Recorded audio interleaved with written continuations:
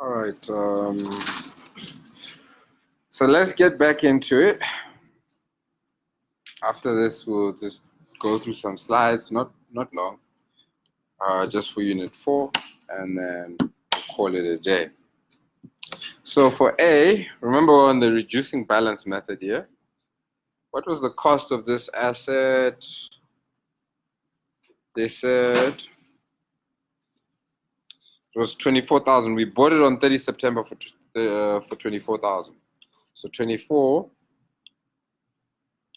And here, remember, on furniture, we're on the reducing balance method.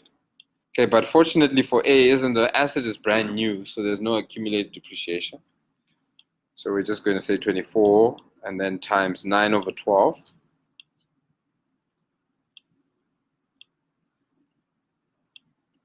Times, so here we go again with this 1/6 and 2/3, so that you're going to get a couple sixes there. So I'm just going to put four sixes there, so we have to 6 decimal place. And so what do we get? What amount do we get for A? Yes? 3,000. Okay, rounded off to the nearest rand. We get 3,000. Okay, happiness there. Then we know we're on the reducing balance method, so here you can just say minus 3,000 for the next, for B's calculation. Okay, which is obviously going to give us 21,000. And that one we know is a full year. So I'm not going to put 12 over 12. Okay, at this point you guys should be comfortable with that. And I'm just going to say times 0. Our depreciation rate. 16. And then put those sixes there. And then what do we get?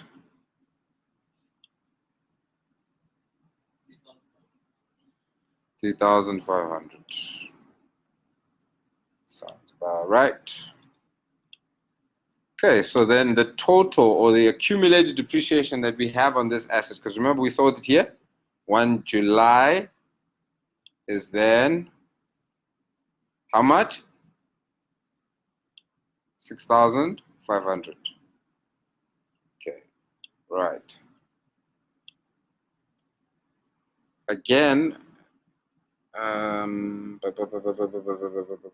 so now we can calculate the carrying value on this asset that we disposed of.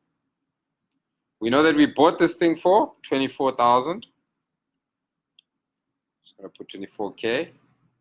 And we know that the accumulated depreciation is 6.5 thousand. So then what is the carrying value? CV, carrying value of this asset or this furniture that was sold.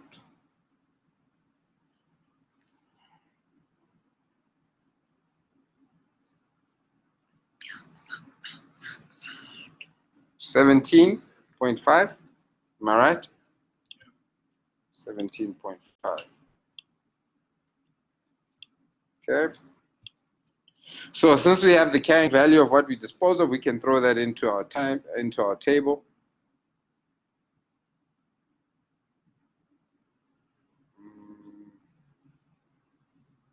So 17,500. And remember in the question, they said that we sold the asset for 3,000 more than the carrying value, although we don't need the selling price or whatever. All right, at least we know we made a profit, and we know that means that we sold it for what? 20,500. Okay. Oh, sorry, I put that in the wrong place.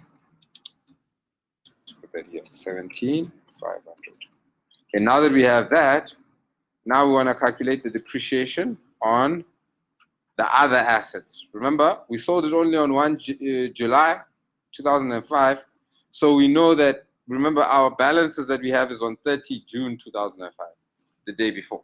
So that's inclusive of that asset. Okay, I have to keep on saying that because it now shows you why it's so important to do the timelines. So you can see this. When did we actually sell it? Okay, the balances were the day before, then obviously it's inclusive. So we know that we're on the reducing balance method. So again, we're saying, okay, to calculate the depreciation here, and I'm just going to use green just to distinguish. We're saying, okay, what's the total value of our furniture? This is 53,600. Okay, so that minus the 24,000. So just 24,000. Yes, just 24,000.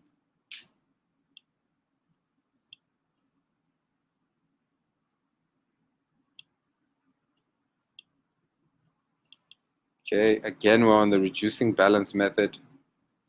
So we now need to deduct the depreciation.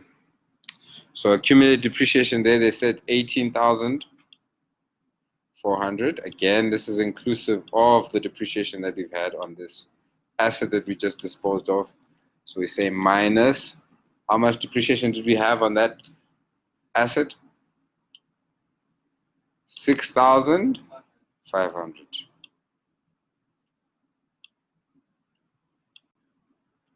Okay. Okay.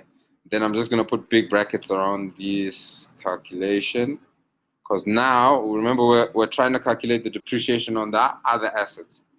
And then we know this is times 0.16, 1, 2, 3, 4. So what do you guys get? What are you guys getting when you throw that in? And do this thing bit by bit. You get less finger errors, but if you're confident to calculate, you can handle it. 2,950. All right, so I'm not going to write that down. I'm just going to put it in the table there. Thank you very much for that. 2,950. Okay. And voila, we have our movements. We didn't buy any new furniture, so you add those two together, what do we get in terms of our movement during the year or for the year? 20,500. 450. Okay. 50. And here our carrying value, the 56,600, sorry, the 53,600 minus the 18,400. What was our carrying value at the beginning of the year?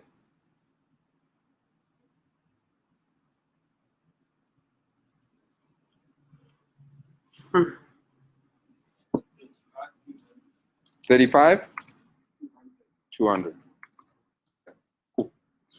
Right. So again, we can just say carrying value minus our movement will get our carrying value at the end of the period, which should then give us how much? That should be about 14 something. How much? 750. Okay. Thank you so much. Okay. Right, we've got that. Now we want to get our cost, all right, for furniture. So again, we're saying, okay, that 53,600 minus the 24,000, because we disposed of that furniture, what do we get? 53,600 minus the 24,000.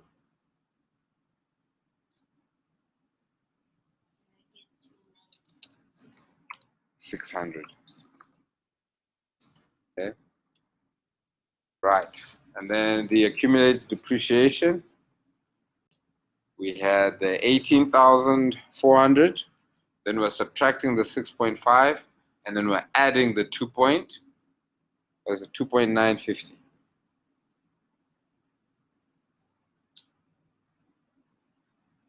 What do we get?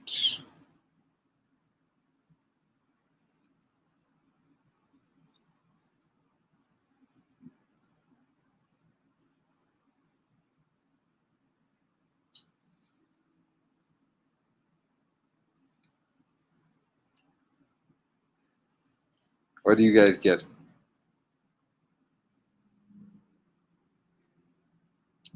Okay, this is what I get.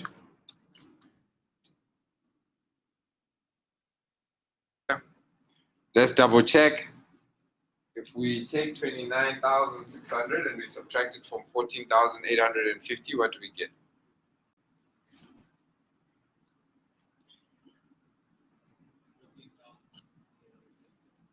So we're happy?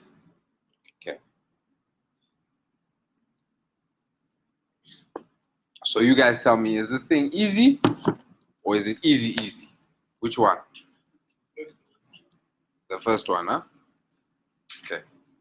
Right. And it'll be easy once you practice it a little bit. Okay.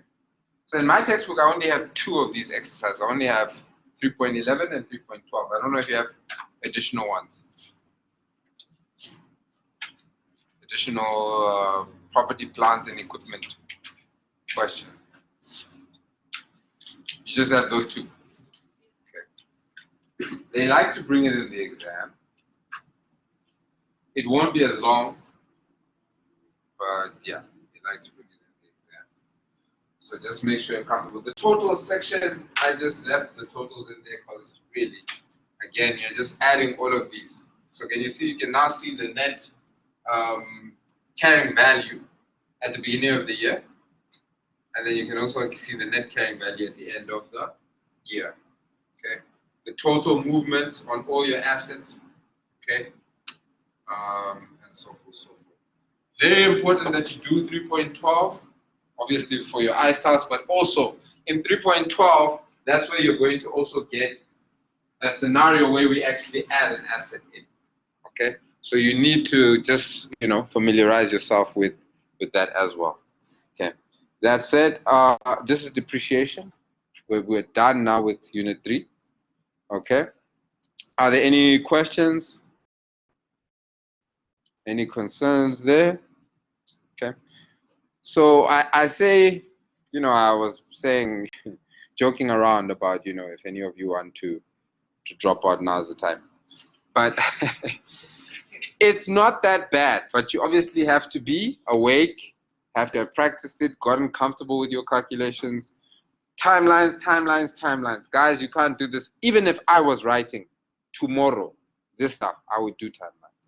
Because then I can see what is happening and when is it happening. Okay, because that then guides my calculations. 6 months, 9 months, and so